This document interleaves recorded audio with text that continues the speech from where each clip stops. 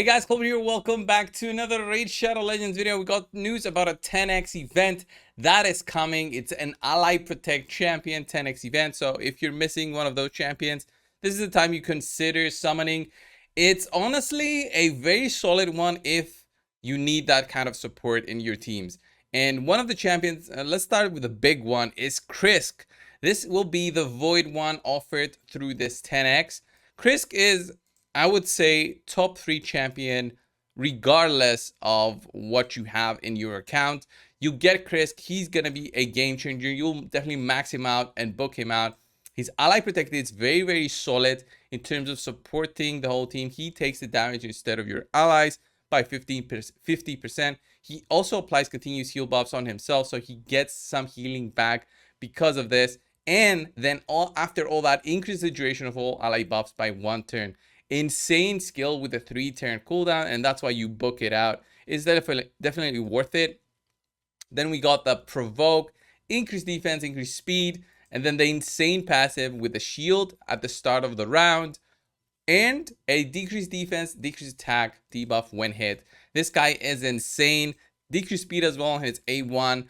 You can't deny that everybody wants a Krisk. I've got 2 of them, fully maxed out, fully booked out, and use both of them very, very frequently for the Hydra. My top 2 teams have both of them have a Krisk each, right? Not 2 Krisk to the other, but 1 Krisk each. I definitely recommend, if you're close or you think you're close to pity, to consider going for the Krisk, because that's basically the best chance you get. You're not gonna have a higher chance to get a legendary, just a higher chance for a Krisk in there. And then we have the non-voids, right? We get Kyoku the Watcher. I don't know how to pronounce that. She's like a mini Krisk, all right, for this 10x. Because of this, whenever an ally is attacked while under an ally protection buff, places a 50% decreased attack debuff on the attacker. So it doesn't have to be her ally protection buff, but if she does apply it and she can have somebody else apply the ally protection, that will make the decreased attack apply. That's why she's like a mini Krisk because of that. Very, very strong. I did use it back in the Faction Wars tournament that Deadwood Jedi hosted, and she was very strong for the Ice Golem. I really, really enjoyed using her in there. She's got a decreased attack AoE, ally protect, increased defense, and she's got a decreased attack as well on her A1, so she definitely can land it. Also, if you don't manage to land it through the ally protect, very useful dwarf, but I personally wouldn't summon just to get that kind of dwarf. It really depends on what you're looking for. Then we have Snaketrack right here. Snaketrack, he's okay. I did test him out. The reflect damage is not that insane in terms of what it can provide to the whole team. The ally protection is amazing. Okay, you have a 3-turn ally protect. It makes tuning a team much easier for non-unkillable teams, or just to have a big support in there. He applies a decreased speed and a shield buff on all allies. This is pretty solid. Again, decreased attack on the A1 and a passive that whenever an ally under reflect damage is attacked, places a leech debuff on the attacker for 1 turn. Reflects 50% of the damage this champion receives back to the attacker. So reflect is a little bit better on this guy, but again, it doesn't work as well as you thought. All right, reflect unfortunately is not that amazing. It's not like you have the Geomancer passive, which that is a deflect, not a reflect. I don't like Snaketrack that much. Then we have a very, very strong Shadowkin champion, Kyoku, who was, I think it's not her first time in the 10x. She's very strong, decreased attack here. She can even apply an HP burn if this condition is met. She's got an A1, which can apply a weaken. And this is the ally protect, which makes her so special. I think it's much stronger than Kira or Snaketrack in terms of having a legendary with this, a non-void legendary, because she also applies a block damage buff on her, which is basically a full protection from the damage that is shared. All right, so instead of taking the damage, she removes it from your allies, and then the block damage kind of absorbs it, or, well, not absorb, but blocks it. Blocks it is the right word. And every time the champion is hit with a critical hit, heals all allies by 15% of their max health, then places a 60% increased defense buff on all allies for 2 turns. Insane, but it does have a 4-turn cooldown. So even a passive with this big cooldown you have to be mindful on how you're gonna use it. And I think she also hits kind of hard. I don't have her, but again, I'm not summoning to get her. I'm not that crazy about her.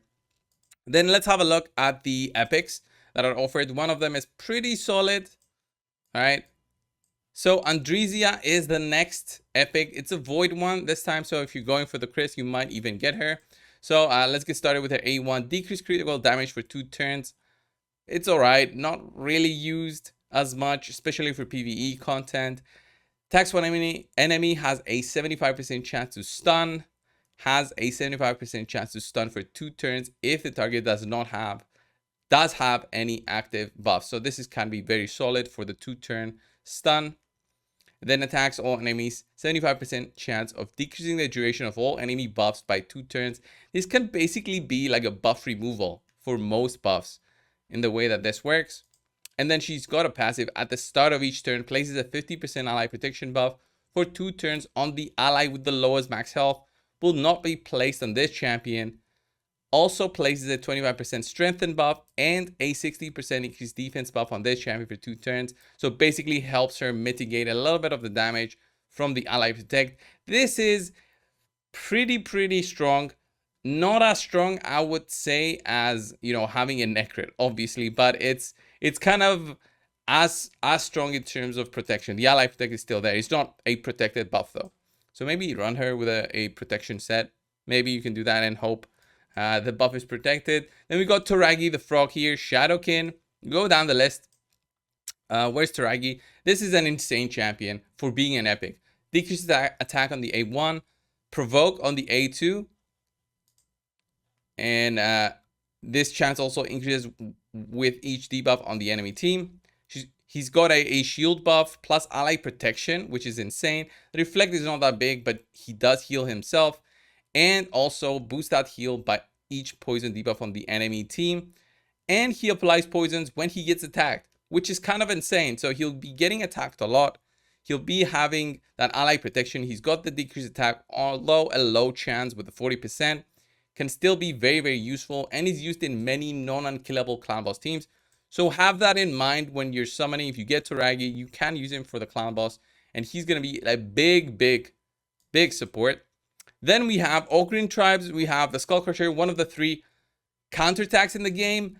I'm going to say he's okay. Not as much in his kit as you might think for a champion, but he's an OG champion, right? 1 book here and you're done. You don't need to book this. If you get lucky, that's all the investment you need on Skull Crusher. The ally protection is huge to have on 3 turns cooldown, and the counterattack buff is very useful.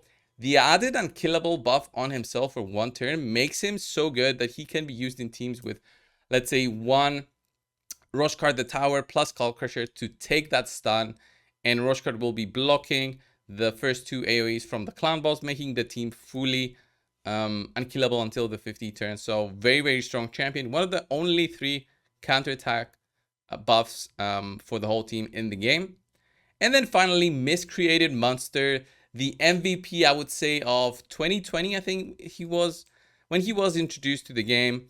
Insane Halloween champion. He does have the ally protect, which also works with his passive, which applies a fear on the attacker for 1 turn whenever an ally is attacked while under the ally protection buff. So this can be very useful for the spider. He's got the big stun plus big shield for 3 turns, 3-turn cooldown.